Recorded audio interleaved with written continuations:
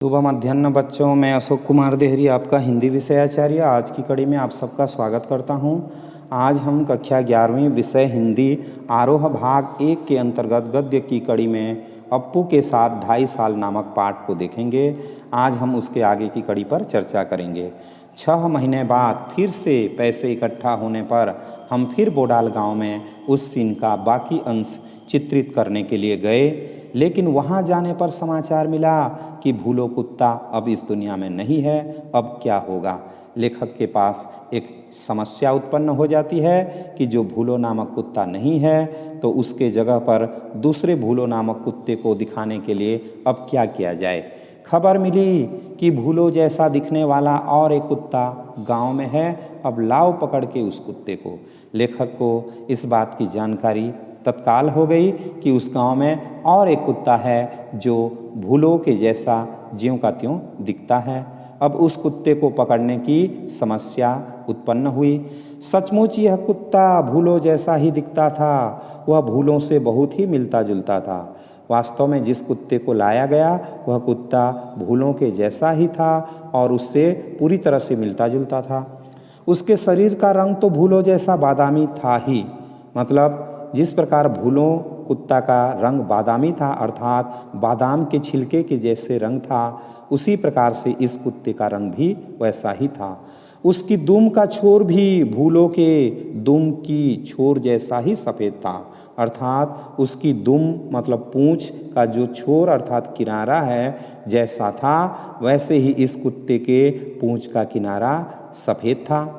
आखिर यह फेंका हुआ भात उसने खाया।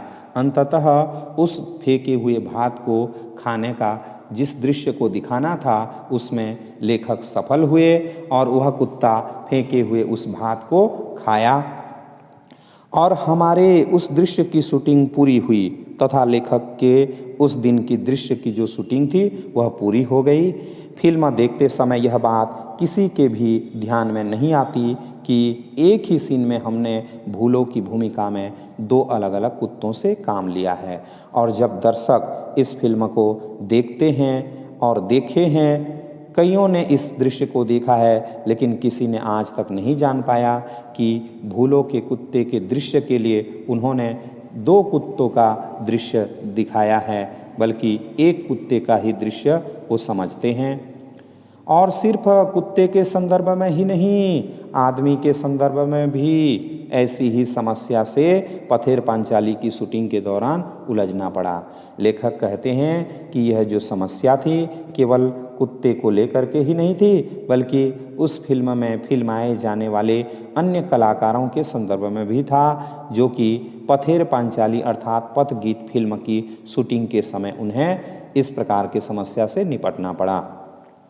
श्रीनिवास नामक घूमते मिठाई वाले से मिठाई खरीदने के लिए अप्पू और दुर्गा के पास पैसे नहीं हैं। वे तो मिठाई खरीद नहीं सकते, इसलिए अप्पू और दुर्गा उस मिठाई वाले के पीछे पीछे मुखर्जी के घर के पास जाते हैं।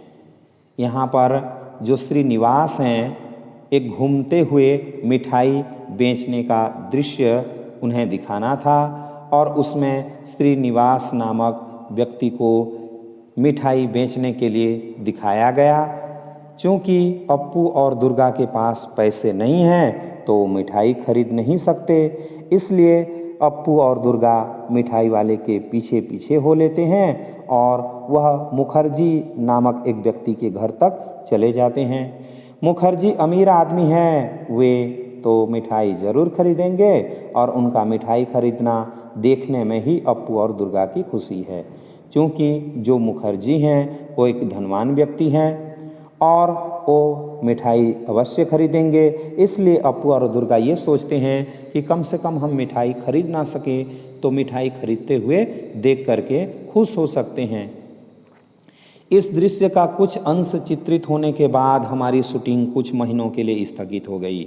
लेखक कहते हैं कि इस दृश्य की शूटिंग पूरी करने के पश्चात कुछ महीनों के लिए उन्होंने अपने आगे के दृश्य को बीच में ही रोक दिया।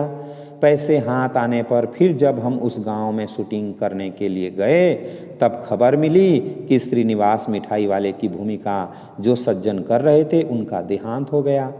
बाद में लेखक को जब पैसे प्राप्त हुए वो उसी गांव में उस शूटिंग के दरमियान गए।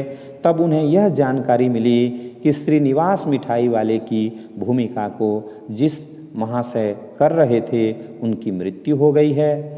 अब पहले वाले श्रीनिवास का मिलता जुलता दूसरा आदमी कहाँ से मिलेगा। उनके पास पुनः यह समस्या आन पड़ी कि श्रीनिवास के रोल के लिए मिलता जुलता दूसरा आदमी कहाँ से व्यवस्था करें। आखिर श्रीनिवास की भूमिका के लिए हमें जो सज्जन मिले उनका चेहरा पहले वाले श्रीनिवास से मिलता जुलता नहीं था, लेकिन शरीर से वे पहले श्रीनिवास जैसे ही थे। लेखक कहते हैं कि अंततः श्रीनिवास की भूमिका के लिए जिस व्यक्ति को उनको चयन करना पड़ा उस व्यक्ति का चेहरा श्रीनिवास से मिलता जुलता नहीं था, लेकिन शारीरिक दृष्टि से देखें तो वह श्रीनिवास के जैसा ही था। उन्हीं पर हमने दृश्य का बाकी अंश चित्रित किया।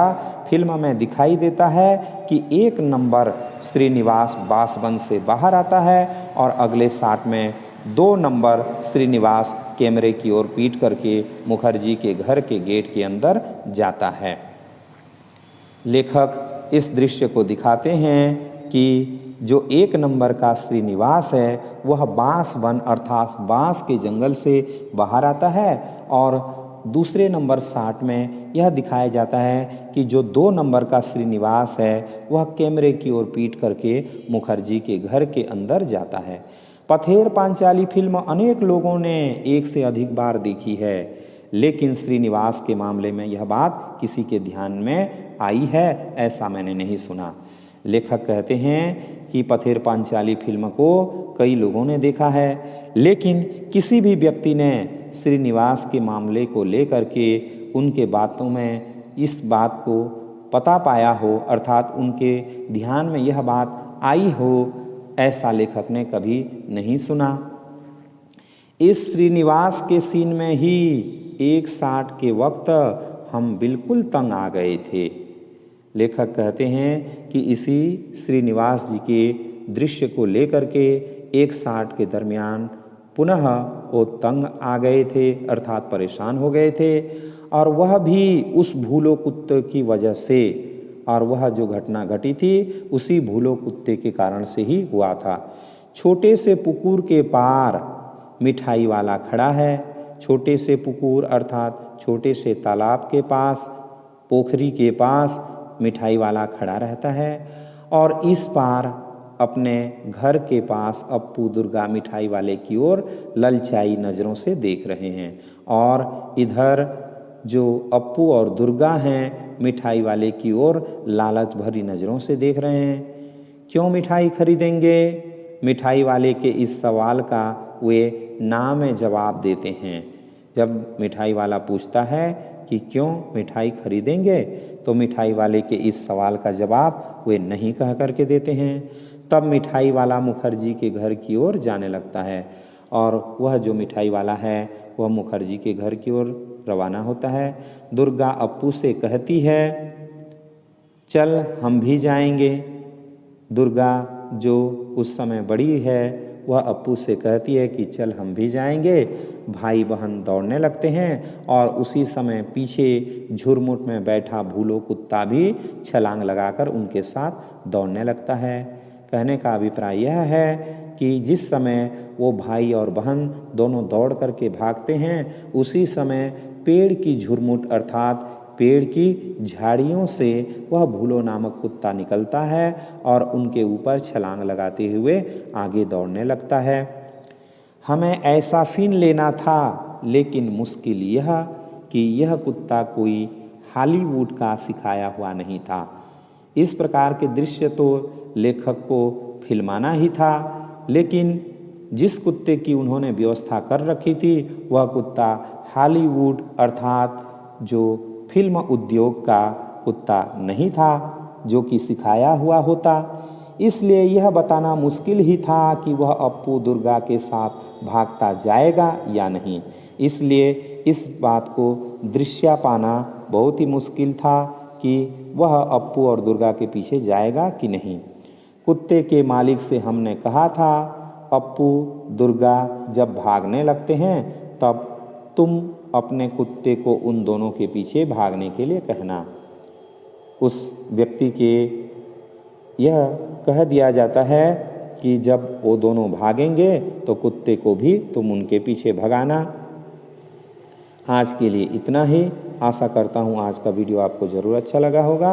यदि आज का वीडियो आपको अच्छा लगा हो तो प्लीज़ लाइक शेयर और सब्सक्राइब करना ना भूलें।